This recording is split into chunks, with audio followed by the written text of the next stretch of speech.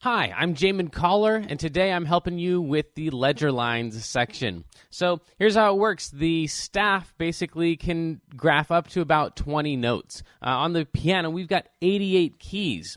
So obviously we need a much bigger graph. So what we do is if we've got a note that we can't graph, we just kind of add on to our graph using what are called ledger lines. They're like the lines of the staff, but they're really small and they're only in the section where that note is. Here's how we use ledger lines. If you take the treble clef, look at your treble clef, and you go to the very, very, very top space. In fact, the space that's above the top line. That note is this note right here. Now you can see we've still got all these notes that we need to graph, right? So if we're playing this note right here, that's the very, very top space sitting on top of the treble clef. What if we want to play this note right here? That should be on the next line up, but there is no next line up. So we write one in. We're going to write the note head above that space and then just draw in that little line. That little line is called a ledger line. So this would go on the first ledger line above the treble clef.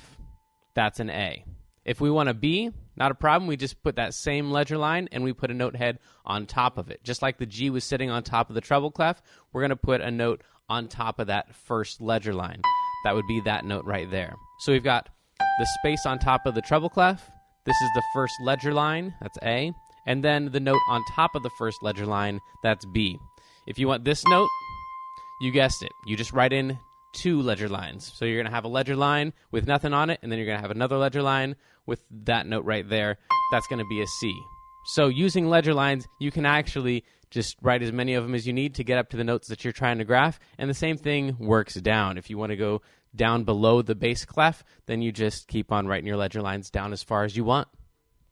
There's actually a really common note that always uses a ledger line. You see it in all kinds of music everywhere, and that is actually this note right here. It's called middle C because it's the C that's in the middle. It's also called middle C because it's the ledger line that's right in between the treble clef and the bass clef. So this note right here, middle C, shows up all the time, and it's the first ledger line down below the treble clef. It's also the first ledger line above the bass clef, middle C. One last thing I want to show you, because you're probably wondering, well, what if you want to play a whole bunch of notes up here? You just got to keep writing in a whole bunch of ledger lines. You know, if you're wanting to play stuff all that's in here, then what we can actually do is it's a little cheat where we graph the notes as if we were playing them down here, anywhere in this range. So we could graph them as if we were playing this or whatever the song was. So you would graph it as if you were playing it down here, and then you write on top of that an 8 VA. And if you take a look at your sheet, you've got an example of that. If you write 8 VA, that means don't play, but play that 8 notes higher, which is 1 octave higher. If we go 1, 2, 3, 4, 5, 6, 7, 8, you can see that's the same note. So we're going to play, but we're going to play it an octave higher.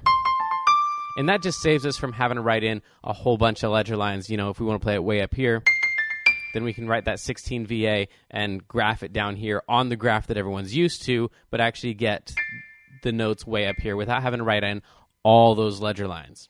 And that's the basics of ledger lines. Good luck. Have fun.